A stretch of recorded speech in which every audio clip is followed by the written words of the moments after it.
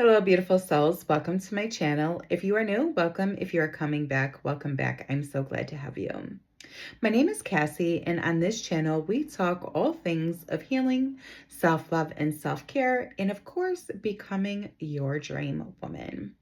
And on today's episode, we are going to talk about how ghosted can actually be a blessing in disguise. So, a lot of time when we are talking to somebody or getting to know them, hey, maybe even dating them at this time, and then one day, voila, nothing, right? No more text, no explanation, just gone. And I know that can hurt so much because you start thinking about what you could have done differently, what you did wrong. You're always thinking that you were the cause of something. But this causes you to start questioning yourself, your value, and what you did wrong in this situation. But today, I want to reframe this completely because being ghosted is actually a blessing in disguise. And you have to think about it this way. When somebody ghosts you, they probably just saved you lots of heartache, lots of time, lots of confusion because they're not leading you on to believe that there is a chance of something more. So, when somebody ghosts you, it's not confusion, it's information. And all it means is that they are not into you enough. They are not ready for maybe the level of commitment that you are looking for. They are not aligned with your highest self or your goals and your lifestyle as well. And none of that means that, something is wrong with you. No, you cannot force people to like you. You cannot convince someone else to want a relationship with you. And you cannot make someone choose you no matter how good you feel that you can fit into their life or that they can fit into yours. A lot of women get stuck trying to prove themselves in many dating situations. We think, oh, if they truly knew me, or if I could just explain how good we would be together, and if I showed them my value. But somebody who wants to be with you doesn't need to be convinced. And honestly, if somebody really isn't into you or wanting to be with you, you can talk to them until you're blue in the face and nothing will happen. You don't want somebody to stay with you for maybe one day they may like you or, a time waster, right? When they remove themselves from your life, that is actually a blessing for you because again, they're not wasting your time and they know that you're not the one for them. And so trying to change someone's mind will always cost you your power, your clarity, and a lot of your energy.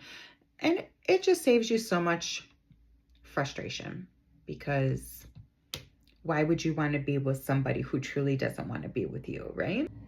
You cannot change how somebody feels about you or whether they are emotionally ready for the type of commitment that you are looking for, or if they are ready for a commitment, period, right?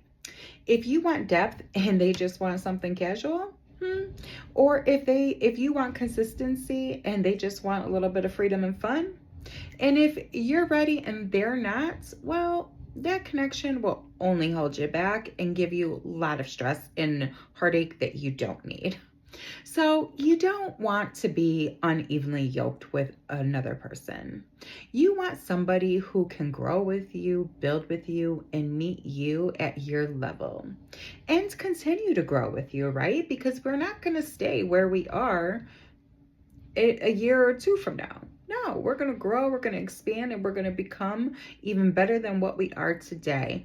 And so you want somebody who is going to be willing to do that work with you and along the side of you, right? We often want closure. We think like our heart will feel better if we just get the closure. But what if their silence is actually the closure? Their absence is the answer. The lack of effort is the truth. You don't need another conversation. You don't need an explanation. And you don't need to chase clarity. If they wanted to explore the connection, they would have.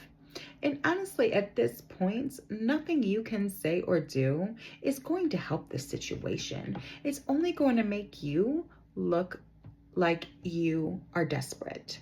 And we don't want to come off desperate. So, ghosting doesn't mean that you weren't enough. No, it just means that you weren't aligned with one another. Sometimes rejection is protection, and sometimes removal is just redirection. And so when somebody removes themselves from your life, that opens up space for someone new to come in. So, like I said in the beginning, you don't want somebody who's going to waste your time, who's not into you, who doesn't see any future with you, while your potential husband is down the road because they are taking up that space, right? The sooner that you accept that the ghosting was enough, the faster you will heal. And what is meant for you will stay. And what will not will remove itself because it's no longer aligned with you.